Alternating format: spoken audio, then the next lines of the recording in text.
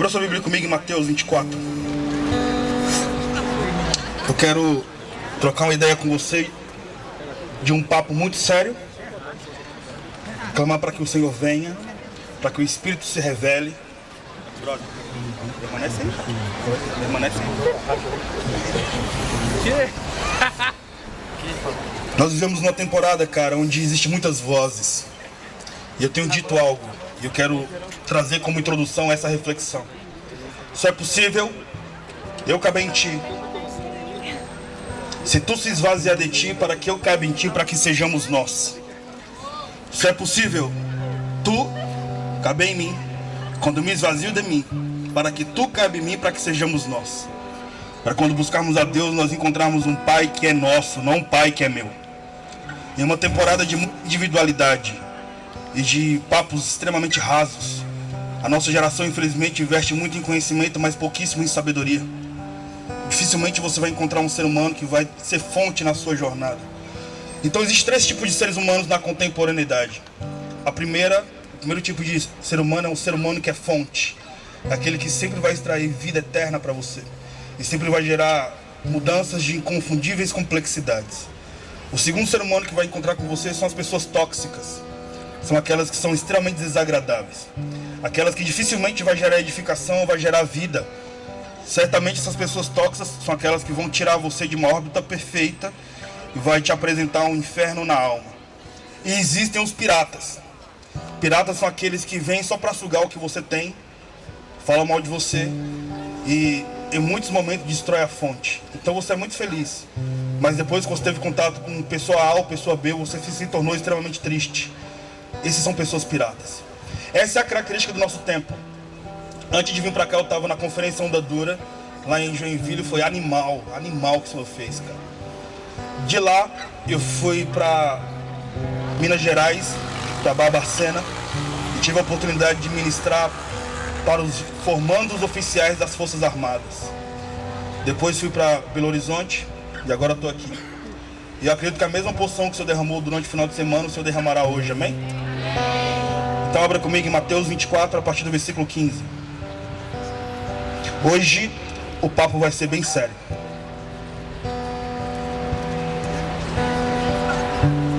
Diz assim, Mateus 24, 15. Quando, pois, virdes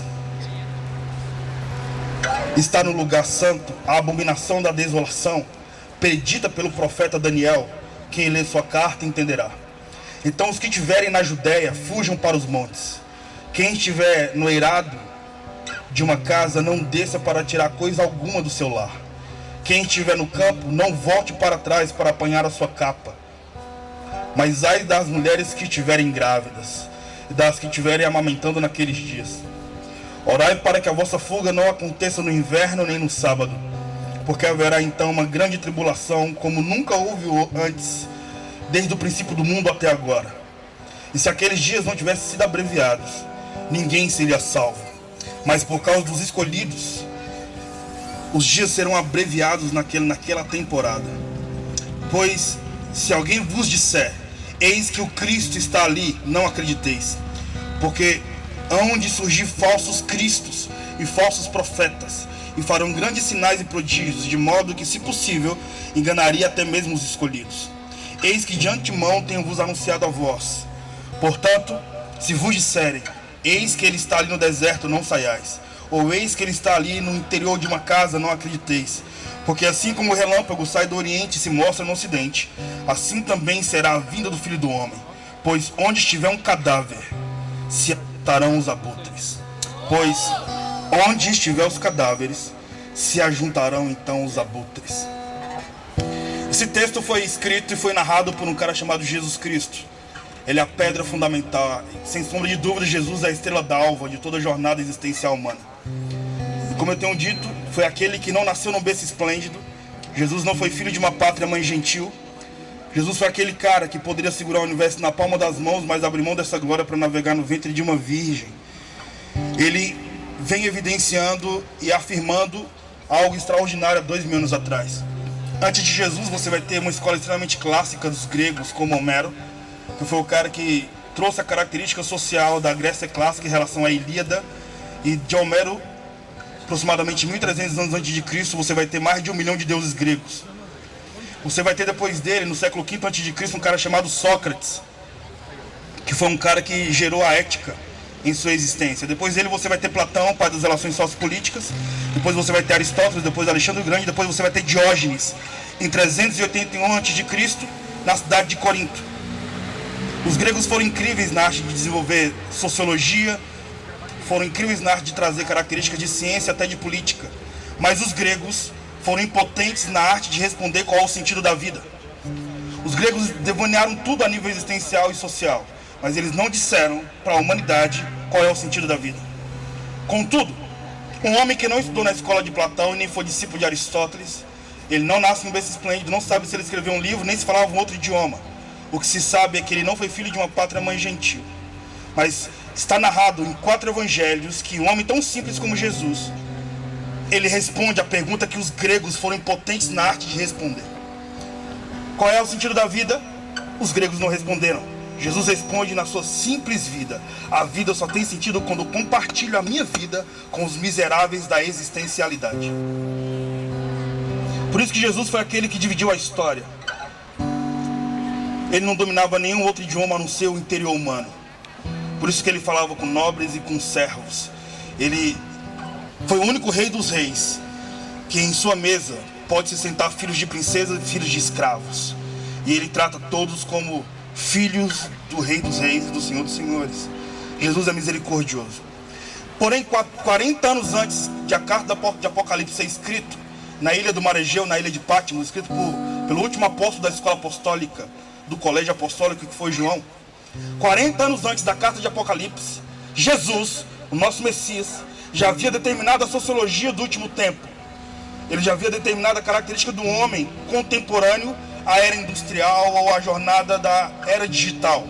Jesus disse que nos últimos dias as vozes messiânicas seriam inevitáveis. Seria um congestionamento de várias pessoas que poderiam trazer redenção social.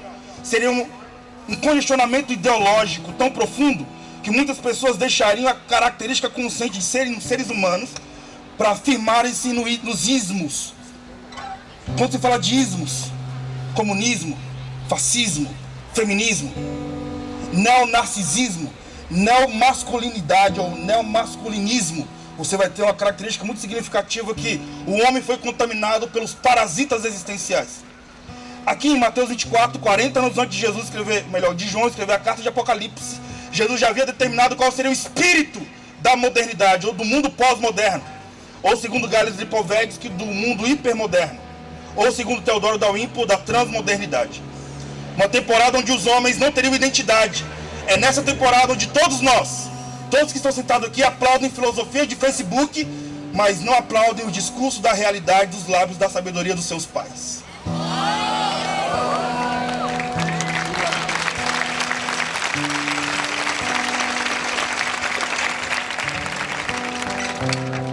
Quem é Jesus? É aquele que é a cabeça do corpo. Eu fui palestrar para os sobreviventes da catástrofe da Boate Kiss em Santa Maria, alguns anos atrás. Lá eu tive contato com pessoas muito simples, que sofrem porque perderam filhos, perderam pais, perderam irmãos. Lá eu tive a revelação do que é o corpo de Cristo. Eu não vou narrar essa história porque eu já narrei várias vezes, mas o fato é que a cabeça de Cristo é uma cabeça gloriosa. Cristo é a cabeça. Você está ligado que na cabeça existe o córtex cerebral, que libera 1 bilhão de substâncias fisiológicas por segundo. O córtex cerebral libera uma substância chamada citocina, que é a substância do amor. O corpo de Cristo é um corpo que é liderado por amor, se a cabeça estiver extremamente conectada com o corpo, porque é da cabeça de Cristo que sai a citocina espiritual, para que nós viéssemos amar a sociedade a ponto de perdermos a nossa vida. Porque Ele colocou a glória dele em xeque ao confiar a glória dele a homens corruptíveis como nós. E como diz Richard Foster no livro A Celebração da Disciplina, como ferir alguém que se prontificou livremente a ser ferido? Jesus, então, sendo a cabeça do corpo, ele sabe o que é um corpo falsificado, sim ou não?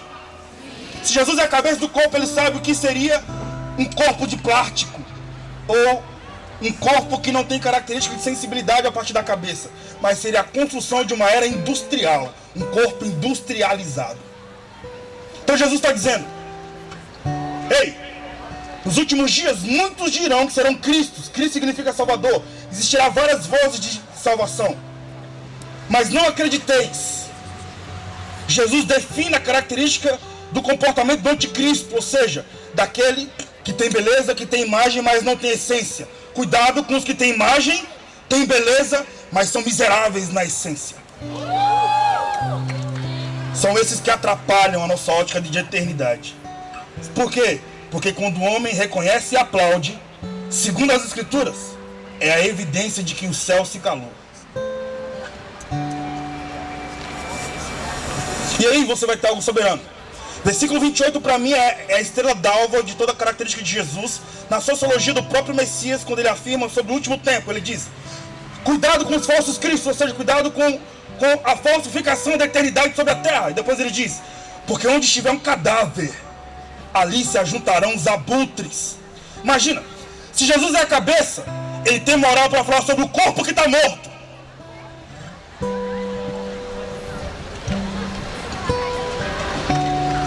Então existe uma erudição na inteligência de Jesus. E olha para mim, geração de jovens, nós aplaudimos muito conhecimento e nós aplaudimos muito que pode influenciar esse tempo. Eu quero fazer um protesto hoje. Eu quero pedir para que você respeite a inteligência de Deus, brother, porque ele é muito mais inteligente do que os fakes dessa tela autorrelusiva, que tem uma alma entulhada, mas quer demonstrar para uma geração que quer viver de verdade. Não, mano, quer viver? A Bíblia já diz: morra. Quer ser o primeiro? A Bíblia já diz: seja o último. Quer encontrar a vida eterna? Negue-se a si mesmo, irmão. A proposta de Jesus é: cuidado com a falsificação daqueles que se dizem ser o Cristo, mas estão atrapalhando a jornada de eternidade. Esse texto fala sobre identidade. Porque ele fala sobre, primeiro ele fala sobre o falso Cristo, ele fala sobre a falsa essência, ele fala sobre a falsificação da identidade divina. Depois ele diz que o corpo, a continuidade daquele que é falsificado não está vivo, está morto.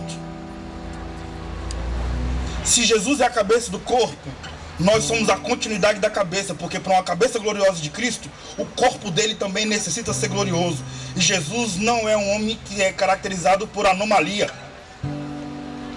Não, ele é perfeito. Logo, o corpo é perfeito. Mas ele diz que para aquele que tem a identidade do anticristo, o corpo vai estar morto. Ótimo. O corpo está definido. Mas o extraordinário é quem está ao redor do corpo morto. Jesus diz que aonde estiver um cadáver, ali se ajuntarão os abutres. Cadáver no original da escritura que nós lemos significa pitoma. Pitoma significa caído, prostrado, sem força, fracassado. No original. Ou seja, onde estiver o pitoma, onde estiver o caído, ali se ajuntarão os abutres. Curte só, mano.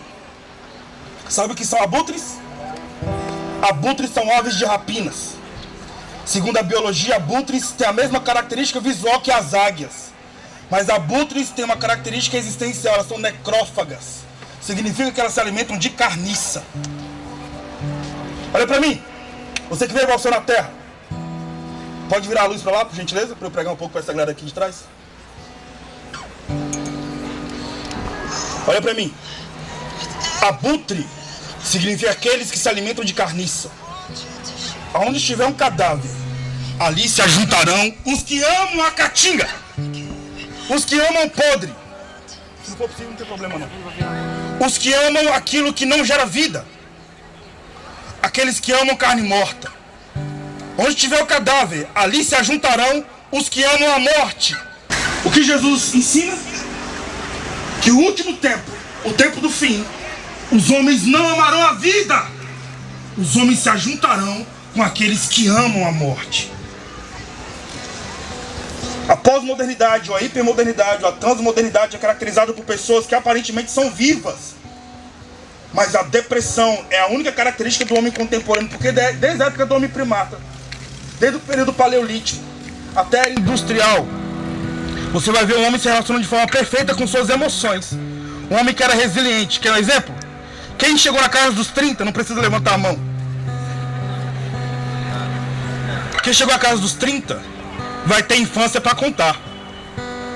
Vai contar que quando estava brincando na rua, chutou o asfalto, mano, e abrir aquele tampão do pé, tá ligado? Quem tá na casa dos 30 vai ter pereba, parceiro. Marca no pé. Quem tá na casa dos 30 caiu na porrada na escola. Jogou biloca, soltou pipa, tá ligado? A minha época a gente brincava de pique-pega, a gente corria. A gente tava na rua, porque criança tava na rua brincando. Quando chegamos na adolescência, nós tínhamos história da infância pra contar. Na adolescência, a adolescência de quem tá nos finalmente 30 não era uma adolescência erotizada. Não, era uma adolescência que o máximo que a gente queria é colocar o cabelo pra cima com gel bosano. Eu coloquei tanto gel bosano porque meu cabelo era arrepiado, tá ligado, mano? Eu sou careca por opção hoje, mas na época da minha adolescência, parceiro, negão do cabelo arrepiado, pá, curtindo Racionais MC daquele jeito.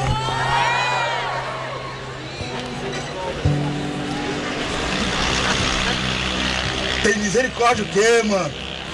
Aqui não era leite com pera não, mano. Aqui era tipo, eu vim da selva, eu sou leão, sou demais pro seu quintal.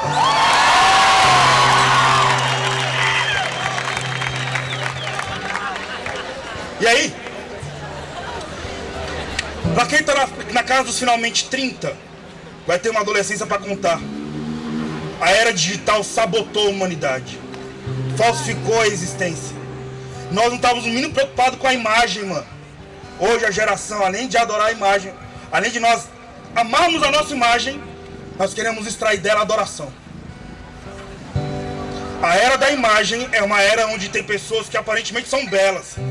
Mas se você for conversar 2 minutos olhando dentro dos olhos, você vai perceber que o mesmo ser humano que fica 1 hora, o dia inteiro conversando com uma tela alta relusiva, vai ser impotente na arte de olhar dentro dos olhos. Já parou a pensar que você é um ser humano, mas você passa a sua vida toda com a máquina na mão? Você sorri pra máquina. Você briga com a máquina. Você quer comer, você fala pra máquina. Ser humano, para ter contato com ser humano, tem que ter uma máquina interferindo no relacionamento entre ambos. O que é isso? Uma análise sociológica. É possível ter vida quando não há contato humano? É impossível. Por isso que a pós-modernidade, a transmodernidade, a hipermodernidade, seja o teórico que você assumiu, te influenciar a nível sociológico. Por isso que esse tempo é o tempo onde há pessoas belas. Olha pro seu lado. Só pessoa gata. Só homem bonito, só homem bonito. Mano, olha pra mim. A geração onde mais há pessoas bonitas é a geração que mais tem a produção mais feia. Tá sendo pessimista, Gil? Não, eu estou reproduzindo o que Jesus viu antes de mim. Repita comigo. Denunciando a morte. É o que Jesus veio para fazer. Jesus não é aquele que vai patrocinar a morte. Ele vai denunciar a morte e vai apresentar a vida. Se você não for ovelha é aquela que se submete. Ovelha é aquela que não se ajunta com lobos, a não ser para que você seja devorado. Porque Jesus disse que ele te enviaria ovelhas no meio de lobos. O que um lobo faz com uma ovelha? Devora. Mas Jesus estava falando dele. Para uma ovelha não ser devorada por lobos, essa ovelha não pode berrar. Ela tem que rugir. Então Deus constitui ovelhas que rugem, mano. Pode aplaudir o Senhor, cara.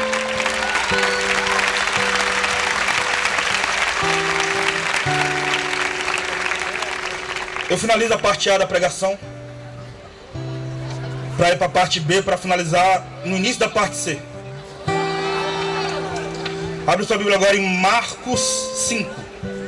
Estão comigo? Marcos 5. A partir do versículo 1.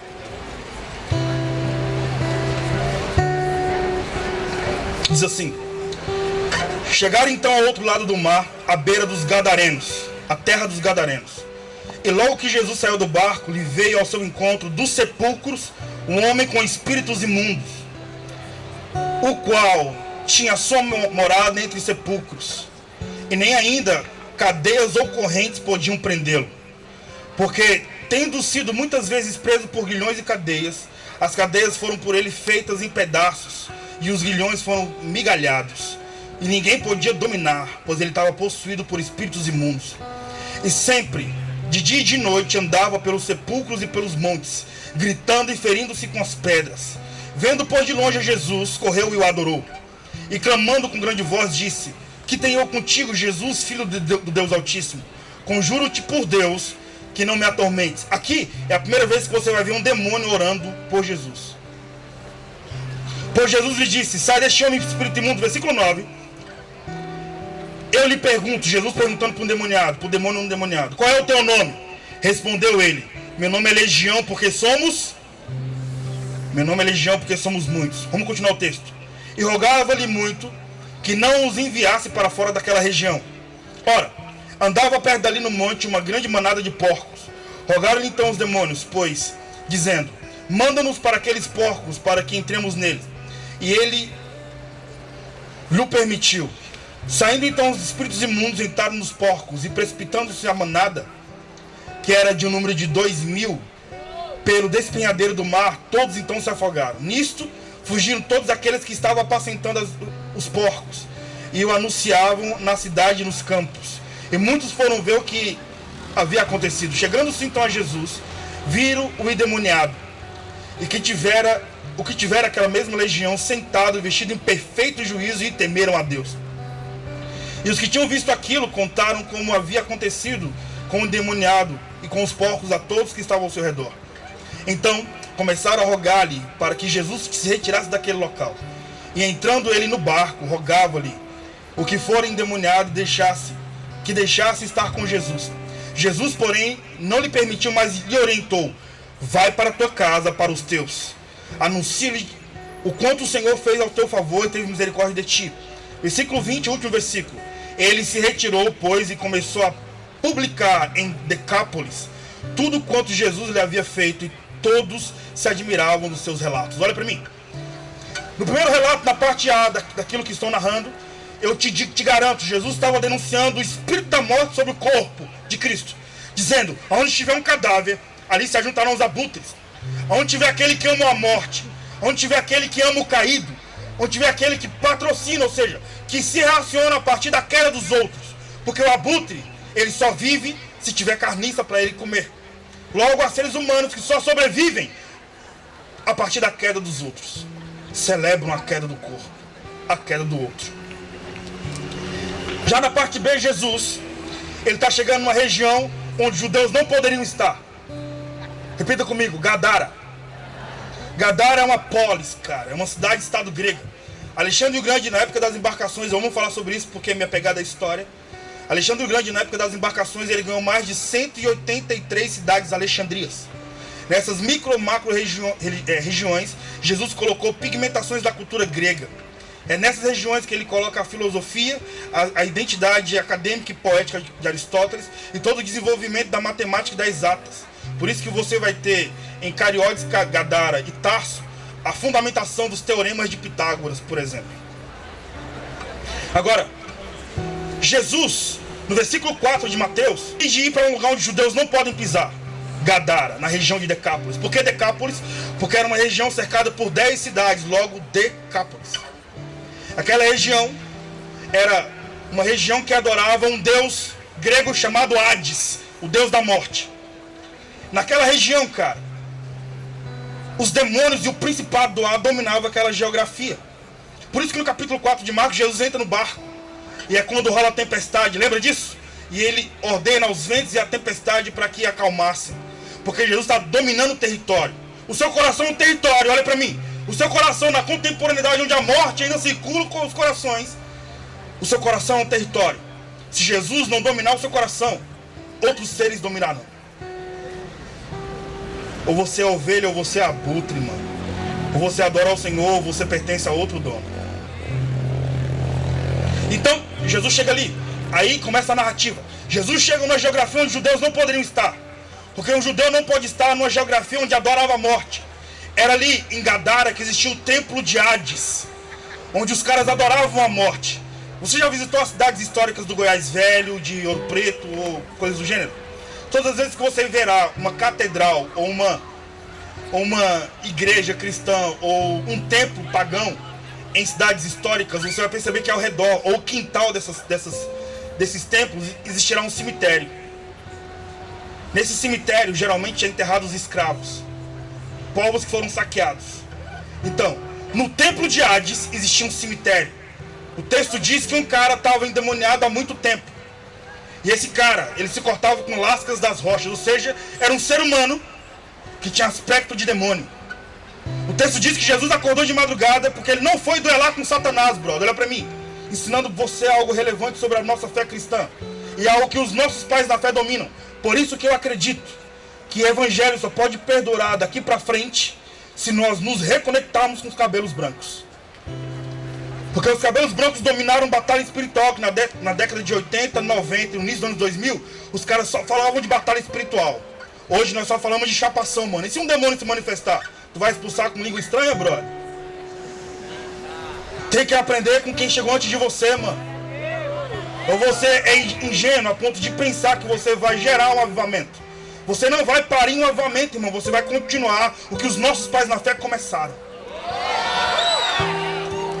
Pode aplaudir, porque você merece.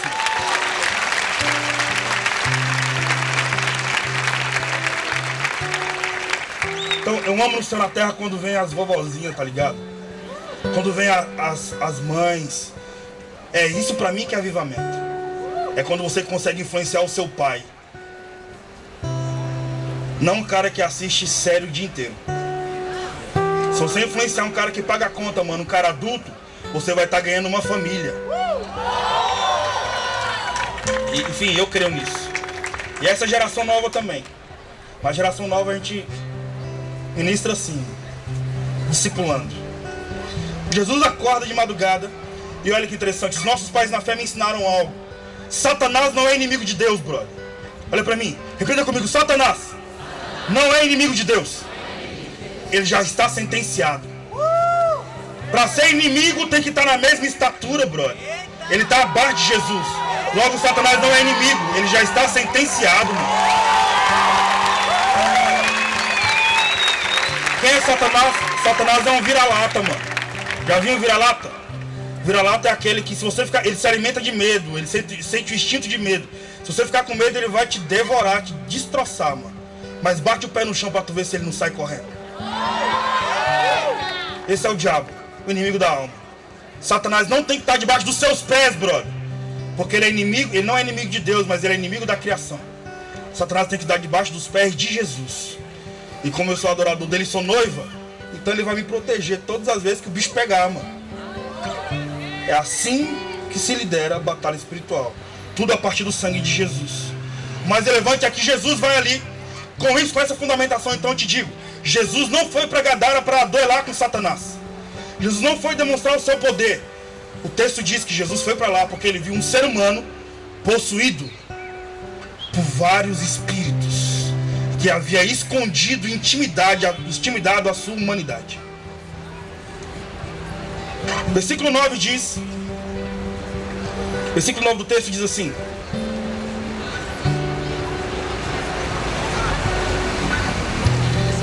e perguntou-lhe, qual é o teu nome? Respondeu ele, meu nome é Legião, porque somos muitos. Olha para mim, Legião se tratava da legião romana. A legião romana era constituída por aproximadamente entre 6 mil ou 16 mil soldados pretorianos. Eu estava conversando com algum companheiro do foyer universitário. Eu aprendi recentemente que um guarda pretoriano, um centurião, ele tinha os seus dentes todos mangados, que foi o Lucas.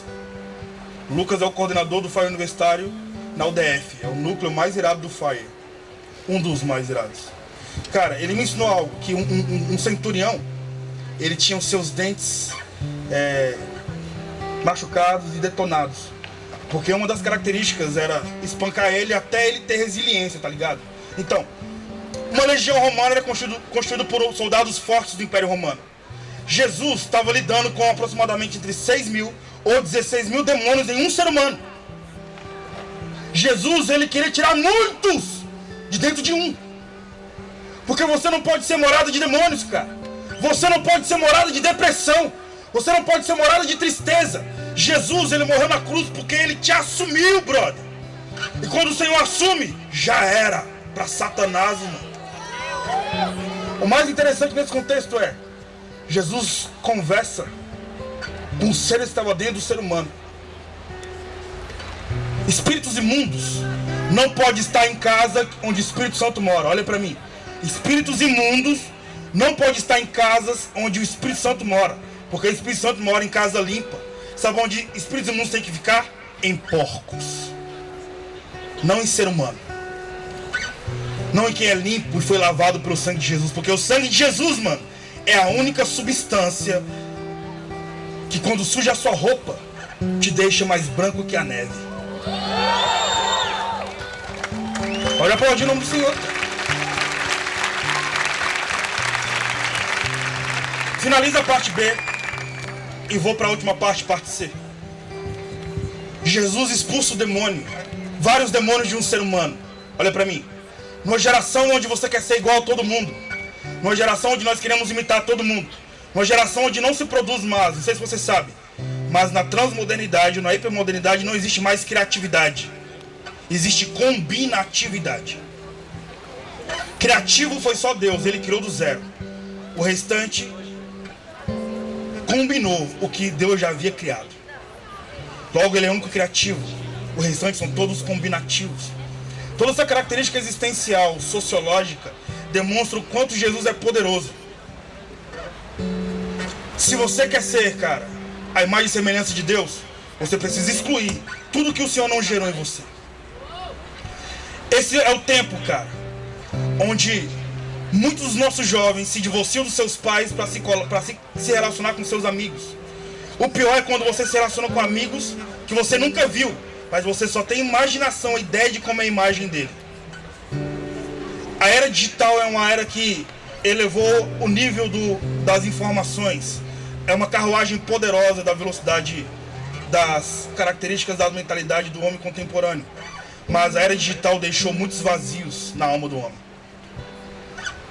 Já experimentou deletar seu WhatsApp? Eu deletei meu WhatsApp, parece que eu expulsei uma legião. Foi top, mano. Eu aconselho todo mundo a deletar. Mas como você não consegue, eu aconselho você pelo menos a destruir seus grupos. Porque o WhatsApp é o maior Tinder da história. É no WhatsApp, mano, que você vê as paradas que não pode ver. É no WhatsApp que você tem grupo pra falar mal de mim, pra falar mal do outro. No WhatsApp é a força pro covarde. O WhatsApp deixa qualquer covarde valente. O WhatsApp, o covarde fala no WhatsApp o que ele jamais falaria dentro dos olhos. Se é verdade, então deleta essa parada, mano. Expulsa esse bagulho, mano. Com isso eu te digo, é nesse tempo, olha pra mim que eu tô, como eu falei, é uma parada séria. É nesse tempo, onde existe influência de muitos em um, que a depressão se tornou a principal característica do homem contemporâneo. Os abismos emocionais, a falta de relacionamento de paternidade, a sensibilidade, os abismos emocionais, os carrascos existenciais que espancam a alma. Quantas vezes muitos de vocês se sentem muito sozinhos porque você tem uma rede social com pessoas que sabem quem você é, mas nunca te disse um oi pessoalmente.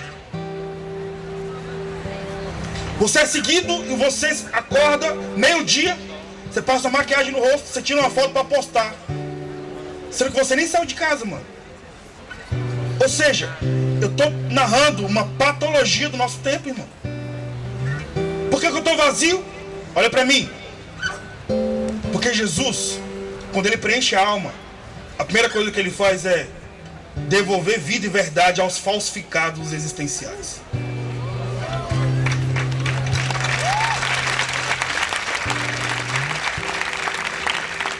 Nessa noite eu vejo Jesus devolvendo a identidade dele, gerando vida, trazendo um comportamento real, mano. Então, na boa, amadureça, mano.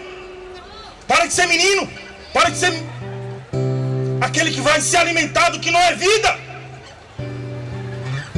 Para de ser influenciado por quem não respeita Jesus, mano. Eu tenho um bocado de círculos íntimos. E, cara, minhas maiores experiências foram dentro da UNB, sobretudo. Então, a comunidade ateísta humanista da contemporaneidade aqui de Brasília, todos se relacionam comigo. São os meus amigos. Mas eu não desabafo a minha alma para eles, não, mano. Eu apacento, eu influencio.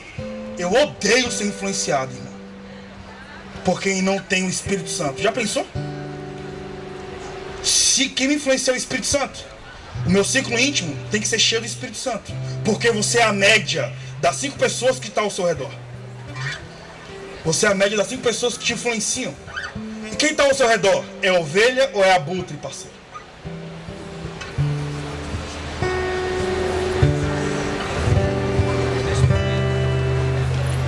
Com isso, para finalizar,